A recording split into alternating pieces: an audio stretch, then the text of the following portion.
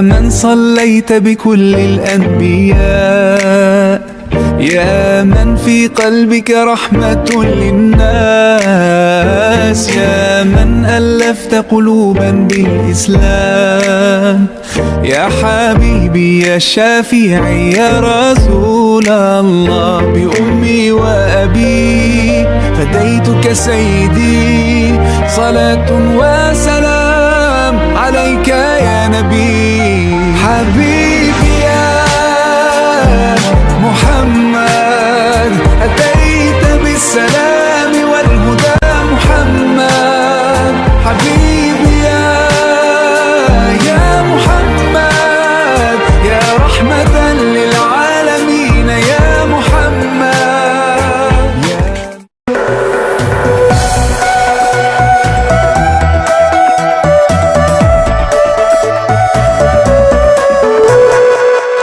Islam adalah agama mayoritas dengan jumlah penganutnya yang paling banyak di antara agama-agama lainnya.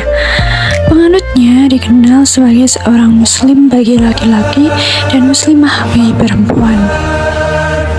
Sebagai seorang muslim, seluruh kehidupan sehari-hari sudah diatur sesuai dengan pedoman agama Islam, yakni Al-Quran dan Hadis. Selain sebagai pedoman sehari-hari, agama Islam juga mempengaruhi berbagai ilmu pengetahuan, salah satunya ilmu antropologi. Perpaduan antara agama dengan ilmu pengetahuan akan membuat seseorang lebih beradab dalam memanfaatkan ilmu pengetahuan yang dimiliki. Salah satu contohnya adalah ilmuwan antropolog muslim bernama Talal Asad. Talal Asad adalah antropolog muslim yang lahir pada tahun 1932 di Saudi Arabia. Beliau adalah anak dari Muhammad Asad, seorang ilmuwan muslim juga, dan ibunya bernama Munira. Beliau pernah menempuh pendidikan di Oxford University jurusan antropologi dan sebelumnya juga kuliah di Universitas Edinburgh jurusan arsitektur. Dan sekarang beliau menjadi guru besar antropologi di Graduate Center of the City University of New York.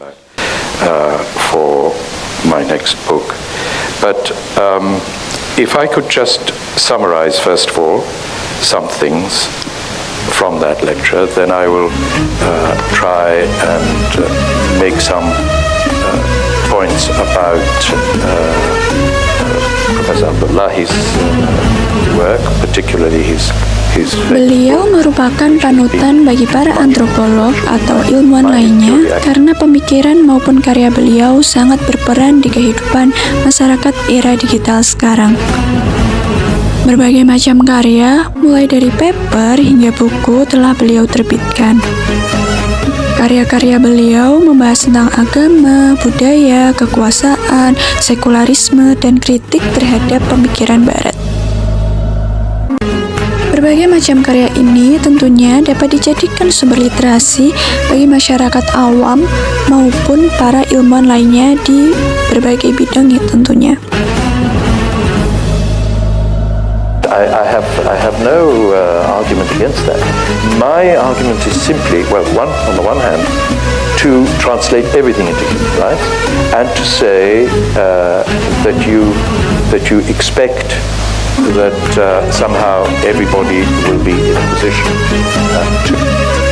Beliau dikenal sebagai antropolog yang menghasilkan pemikiran-pemikiran terkini dan cocok atau relate digunakan hingga masa yang akan datang. Salah satu pemikirannya yang paling terkenal adalah Islam diskursif, yang dijadikan sumber literasi oleh seorang ilmuwan antropolog asal Indonesia bernama Profesor Adlin Sila. Profesor Adlin Sila meneliti tentang ritual tahlilan dan maulid Nabi di Jekuang, Makassar.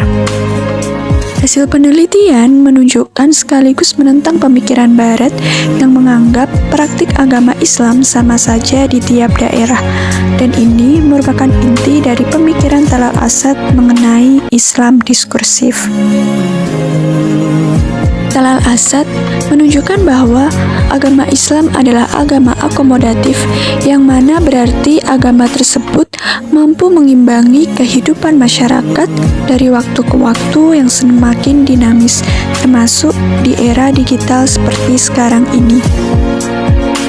Anggapan bahwa Islam adalah agama yang homogenitas dibantah oleh Talal Asad, karena memang agama Islam adalah agama heterogen, apalagi di negara yang multikultural seperti Indonesia. Pemikiran terkait Islam diskursif ini juga menjadikan masyarakat mampu memahami dan menyadari keragaman berbagai tradisi lokal Islam yang dihubungkan dengan praktik Islam secara global.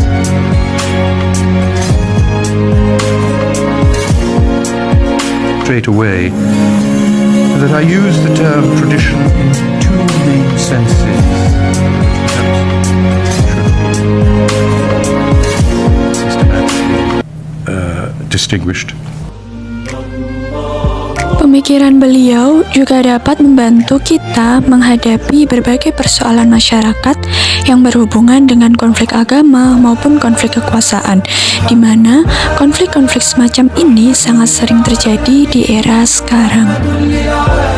Di era digital yang semakin maju sekarang ini, masyarakat awam dapat mengakses ilmu atau pemikiran antropolog Muslim Talal Asad melalui platform YouTube, atau dapat juga membaca jurnal-jurnal maupun buku karya beliau melalui internet. Beliau merupakan panutan bagi para calon antropolog muda untuk bisa terus berkarya di tengah-tengah globalisasi tanpa meninggalkan identitas sebagai seorang Muslim, sehingga bisa menjadi pribadi yang cerdas sekaligus beriman dengan tetap berpegang teguh kepada Al-Quran dan hadis. Yeah, optimism is one thing, but just trying to make, I'm not very optimistic, but I think you're right. Of course, globalization in the market has a very important effect in overcoming political borders and so on. First of all, let me take that part of it. But let's not forget that